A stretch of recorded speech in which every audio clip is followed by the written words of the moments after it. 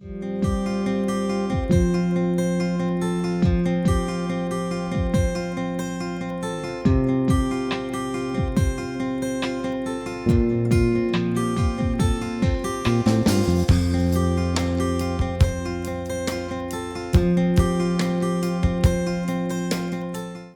M. Subaya is an assistant professor in mathematics in LN Government College, Poneri. He has specialized on statistics interdisciplinary. Being interested in active research program and mathematical or statistical modeling, he has knowledge in operating various softwares on statistical tools and on technical computing. Having 16 years of teaching experience, he has published papers in 8 national and international journals and has also presented papers in 10 national and international conferences. Welcome to the UGC lecture series on mathematical sciences. This discussion deals with statistical inference, that is inference on some unknown quantities which we call as parameters in a statistical orientation. So, what is the specific meaning or the understanding of this statistical inference? Let us take the outline. Those words will be straight away give the difference between the respective terms. Number 1, population and sample, then the word parameter which I used already, and statistic. Then this word is also quite important, that we are trying to estimate. So, estimation process obviously tells that we will have some sort of error, because we are not exactly calculating, but we will try to minimize that error by understanding the quality of the estimation procedures. Then in the beginning, or to start with, we will have point estimations. What are the methods and how to get point estimation? These are all the different topics. So, naturally from the first topic onwards, the difference between population and sample. So, a sample is from a given population. The same word I try to give it in a symbolic form, but what they really refer to. Actually, the statistical studies or any probabilistic uncertainty studies are trying to draw information about a big group of quantities, maybe we call it as population under study. So, that need not be the entire population, what we generally mean as the total number of people in a country or in a particular sector, that is not the meaning. The idea of population is what is the problem of interest, accordingly we try to fix the population of interest. For example, if we try to understand the average marks scored in a particular examination, then students pertaining to that particular type of examination or nature of examination will be the population. So, it may be the marks belonging to the students of a particular university or in a classroom, whatever may be the factor. So, when you consider the problem of interest, when we construct the problem of interest, naturally the population will also be designed or fixed by the nature of the problem. So, it depends. So, what will happen to that population? Let us say, as the first example, the marks scored by the students of a classroom may be of 60 or 100, it might be very small in number, easy to handle. So, we are going by the entire mass of information. So, we are concentrating on entire population. Try to extend it to a university where you may have some 30,000 or 50,000 students, extend to a particular geographical domain area, maybe in a city where you can cross 1 lakh and odd and extend it for a state or a country, whatever may be. So, where you have thousands of students data. So, where we need to get information about the population, with this kind of computer era, it is still possible to maintain all the marks and then get that particular example, but not possible always. Therefore, we try to understand an idea called sampling from a given population. So, naturally that will be a meaningful representative for the given population of study.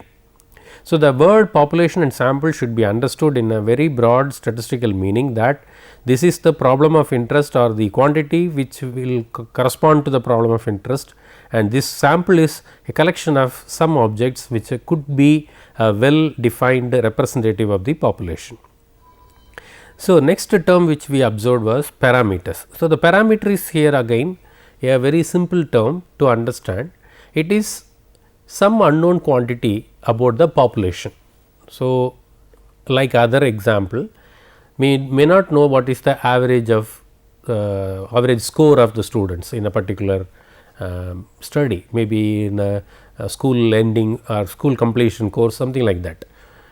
So, that quantity what we are trying to find out, suppose if we are able to get for the entire group of students information and we are able to get it, then it is a calculating the average of those marks.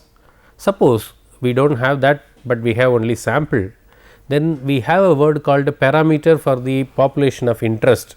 That quantity is not known, which has some uncertainty also.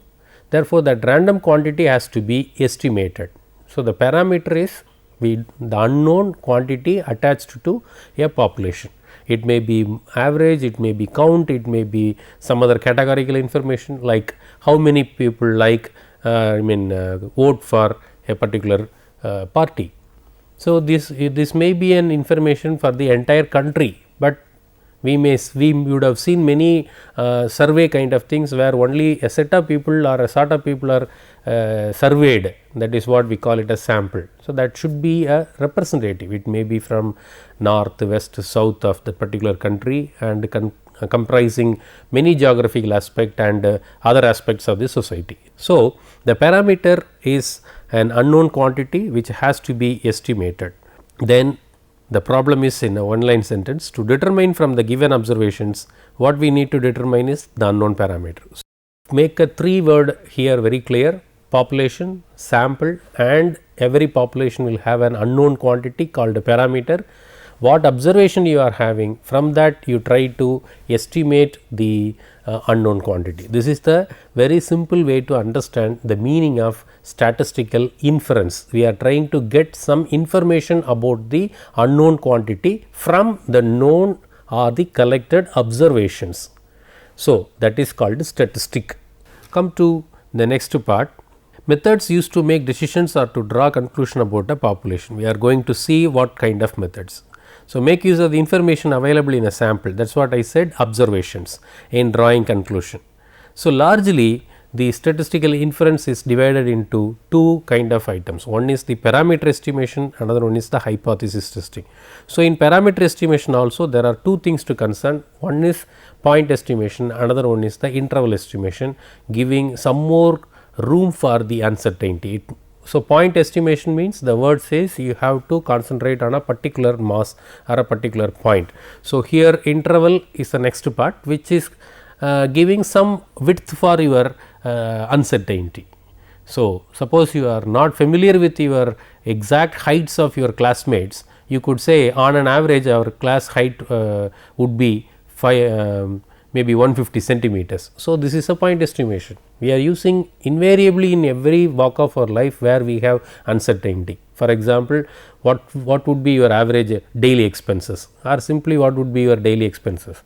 We do not keep daily exactly 50 or 40, we try to estimate somewhere around 40, or simply say if it is 40, we could understand that it will be somewhere 35 or 55, something like that. So, every aspect of this uncertainty are tried to estimate a value through the observed item. So, here the individual's pattern of spending is the observation. One may be interested in spending in food or in entertainment or in vehicle, something like that. So, each will have their own way of spending. That pattern will give what could be the average expenditure per day for that individual, but it is still an estimation, a point estimation, 100 rupees. It does not mean that exactly he or she is spending 100 rupees. It would be anywhere around. So, that flexibility you can estimate using other technique called interval estimation. However, this discussion is completely confined to point estimation. Let us take this point estimation now. You could understand why we stress on that word point, because it is a single number. So, now it reads as the estimation of the population parameter with one number. What we try to estimate? The value of the unknown parameter using a single value or a point. So, many examples I would have told you that the single number would be anything for that matter which is attached to an element of uncertainty. If it is certain, then there is no question of estimation, you could calculate. For example, tomorrow you are traveling, how long? So, you could say exactly, if you go to a place where it is 50 kilometers from the point of residence, then you are saying 500 kilometers, 50 kilometers. So, it is a calculation, the distance is calculated. Suppose you are you have not planned. So, tomorrow we have an outing, then they could ask how long or what is your travelling distance. You could say around 50 kilometers or simply more or less 50 kilometers. This is our common way of communication. If you are firm enough, you could say I will travel tomorrow 50 kilometers. This is an exact phrase. Somewhere around or more or less, these are all conveying the uncertainty attached to the sentence. So, you are giving that estimation with a number around 50. So, the conversation is very clear that tomorrow you may travel maybe 60 or 45 or 40, it depends on your constraints and the other aspects which affect the travel plan. So, everywhere where we feel the element of uncertainty, these kind of summarizing the information is part of our problem. Therefore, statistics has a methodical way, and in the sense a mathematical way to reach these estimations. Therefore, we need to have some method of estimation. So, this one more example may give a support for the discussion so far. A group of employee, I am trying to estimate the mean income, they could say 40,000 per month. Similarly, mean age I could say it is 47.5, height and etc. So, naturally the statistical inference is trying to provide a mechanism, understandably a mathematical mechanism to reach this approach. That is what we use it in the daily walk of life, like average. So, why we use average very often? It is a simple thing to understand. It is easier to make a one point summary for a set of data. So, many advantage we feel when we try to speak practically, even for a non-scientific problems or not so theoretical problems, even for our practical applications. This statistical inference, as I told, has a main objective to draw a device for point estimation. That is job number 1. So, I should have a mechanism to find out how a point estimation has to be calculated. So, this may be an estimation procedure, but we need a mechanism for that. So, we need a mathematical format. So, first I will be dealing with the mathematical form of few quantities which we listed already. So, what we have already in this discussion so far is a sample in our hand is a observed quantities. This is observed. If we connect our previous example, mean height or mean age of the employees in a company, then x1 may be the mean age of the employee number 1, age of the employee number 2 and etc., age of the employee in nth. So, n is naturally, you could understand, it is size of the sample. So, it may be 100, it may be 200, anything, or even it may be less than that also. So, the number how many I need to require, all are little out of scope of this particular discussion, but anyway when we write some symbol we should know what it refers to. So, here it refers to the size of the sample. So, 100 might be, I just give an example, it may be anything for that matter, sometime we may have more, sometime it may be due to restrictions in collecting the data, money or time, whatever may be, we have to handle even small samples also. So, this is the first symbol we observed in our discussion so far, that is what I am explaining. Secondly, there must be a statistic.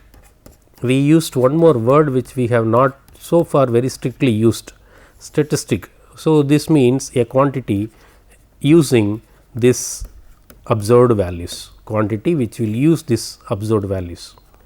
So, that we have to frame accordingly to get a point estimation for a particular procedure.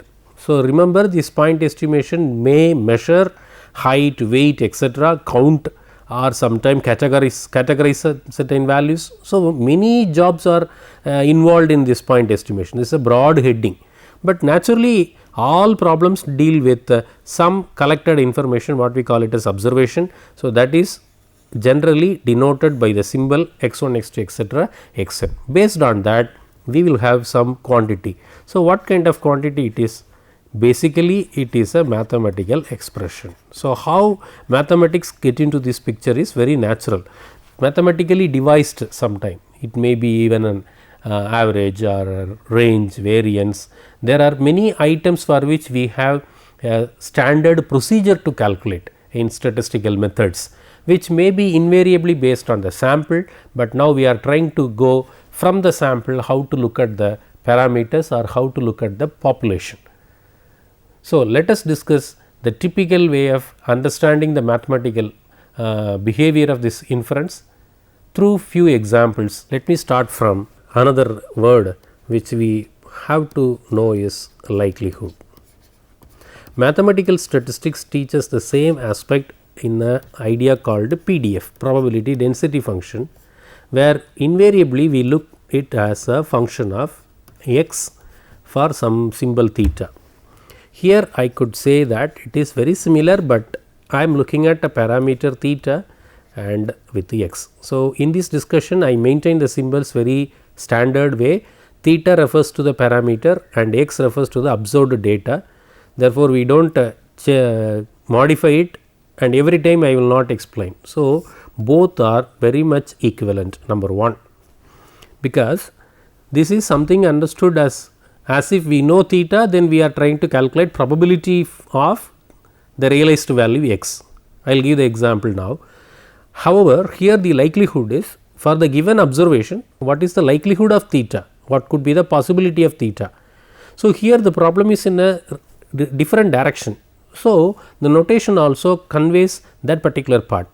So, what you are given, based on that what you try to do.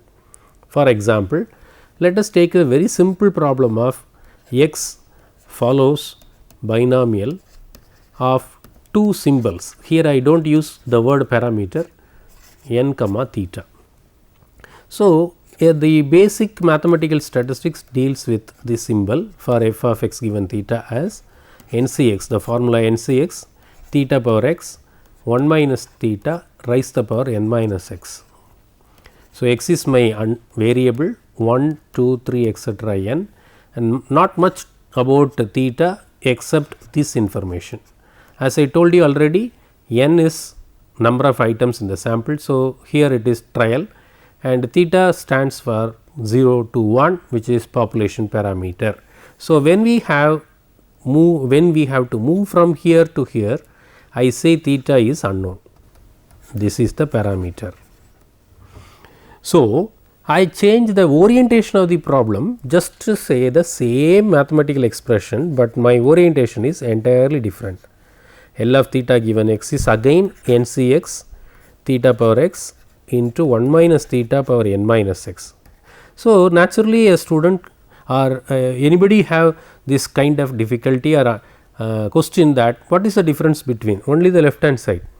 Look at here, it is actually f of x given theta, assuming theta is known to me, but here theta is not, I mean unknown, but I have observed x. So, based on that I will be finding out what is the likelihood of that. This word is more important for estimation procedures.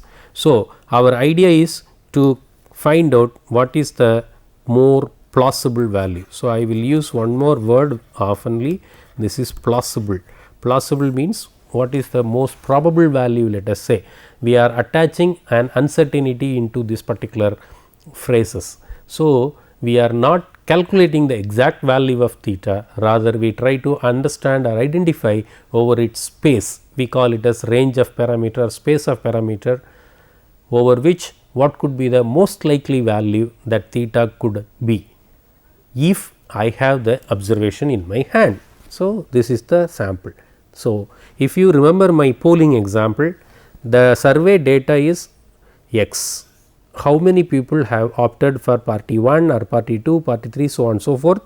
From that information, somebody would estimate that election result would be favorable to party 1 or party 2. So, theta could be, suppose there are 4 parties, I have a vector of theta, theta 1, theta 2, theta 3, theta 4. From the collected information, the estimation can give what will be the most probable value for theta 1, meaning suppose party 1 can get 10% of the vote, party 2 will get 20% of the vote, party 3 is also sharing somewhere around 20. So, 20, 20, 40, 50 remaining may favor automatically to the fourth party. This is an estimation. Everybody knows the survey is not final.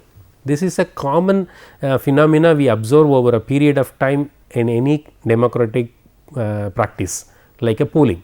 So, they will survey few people that will give some indication how the population would behave, that will finally try to come as an estimation that may or may not be true. But here this discussion is not to evaluate the quality of that estimator, but we try to understand this is the way it has to be. So, once we understand the term likelihood, what is our next part? So, we try to say two things in our observation. One is I give a symbol, suppose I have n observations which are coming from assumption number 1 is identical and independent, IID, identical and independent distribution. So, what is identical, what is independent, I will explain. So, based on that statistical independence, using the product rule, I have first observation, namely x1. So, NC x1 theta power x1 into 1 minus theta power n minus x1 and so on so forth, it goes. So, when we consider from a Bernoulli's form, that is success or failure, I have theta power x1 1 minus theta to the power 1 minus x1, where x1 would be yes or no, bivariate variable. So, it gives a binary variable either yes or no or true or false, whatever may be the form.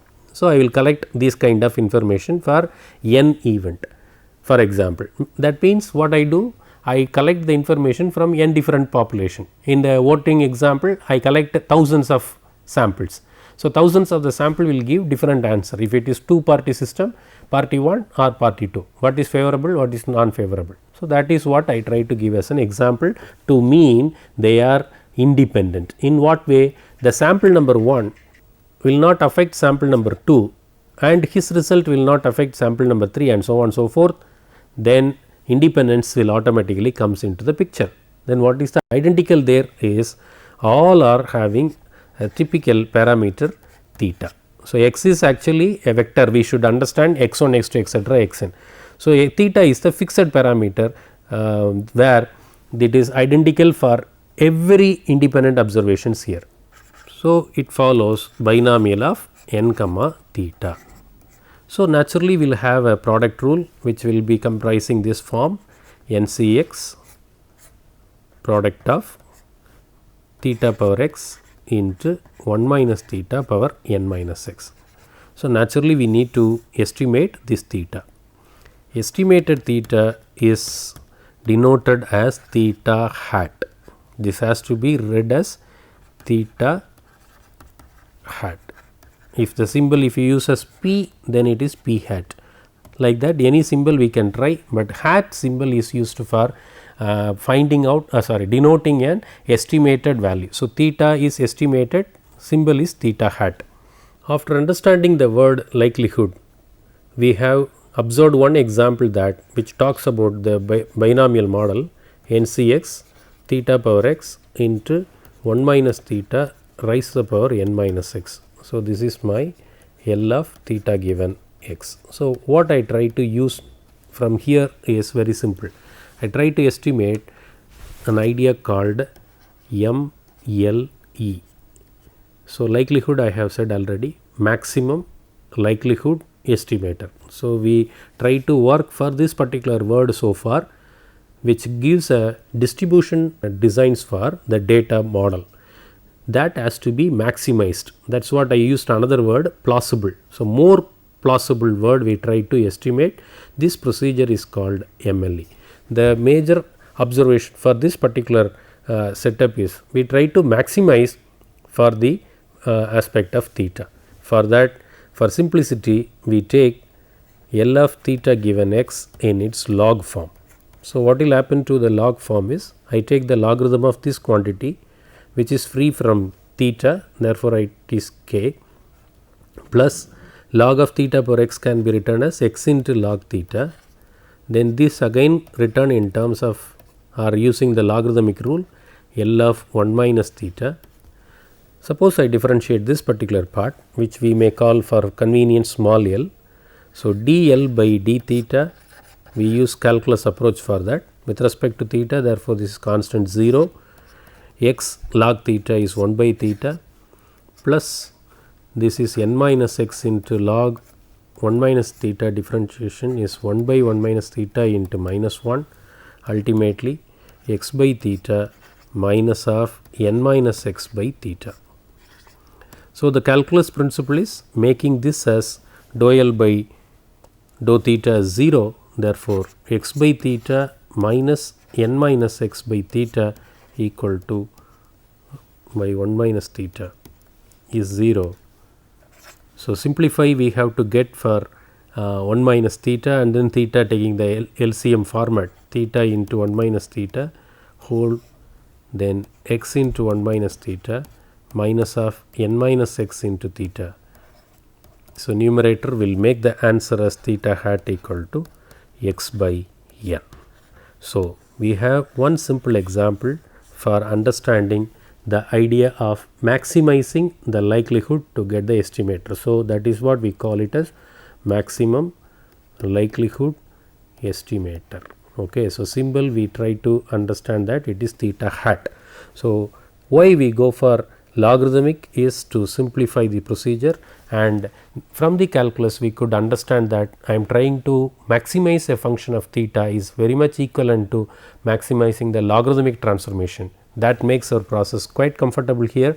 So, that I estimate and find out the answer as theta hat equal to x by n.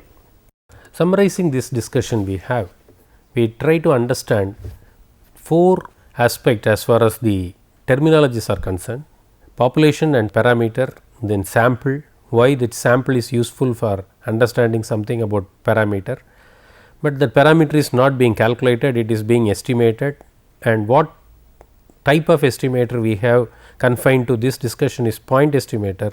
One method what we just observed is maximum likelihood estimator, that is being illustrated with the help of a binomially distributed data model. But the question here I refer to is very simple. We can collect any 10 numbers or 10 different data sets, any sample.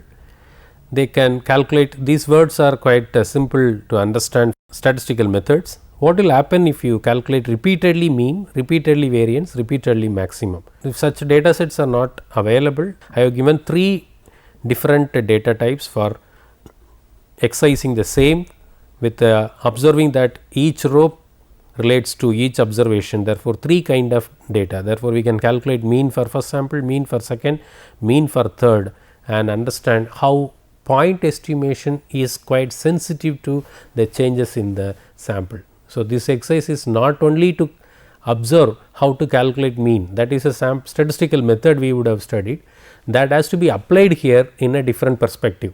So, I have more samples. Suppose I collect more than 2 or 3 or 4 samples, I calculate the same point estimation called mean for example, what will happen to their behavior? So, the theory will continue based on the distribution of the estimator also. Thank you for joining this discussion.